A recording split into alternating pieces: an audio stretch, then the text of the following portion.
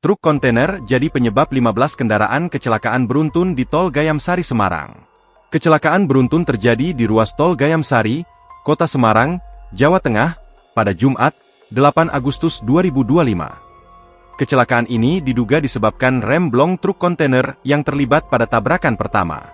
Truk kontainer mengalami rem blong menabrak kendaraan di depannya dan berhenti setelah menabrak gudril sisi kanan, kata Arya Sastra saat dikonfirmasi pada Sabtu, 9 Agustus 2025. Kecelakaan bermula ketika truk trailer Isuzu Ransus Tractor Head yang dikemudikan oleh Dana, warga Tegal, melaju dari arah Jatingaleh menuju utara, Gayam-Sari.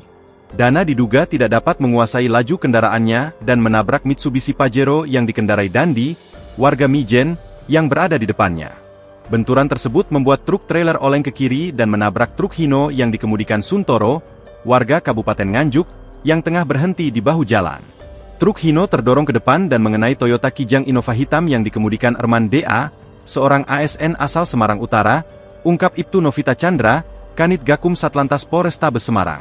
Setelah itu, truk trailer kembali menghantam Honda BRV putih yang dikendarai Agus Joko, warga Klaten Utara, serta truk box Isuzu yang dikemudikan Rian, warga asal Nganjuk. Truk box Isuzu terus oleng ke kanan dan menabrak median tengah jalan, tambah Novita.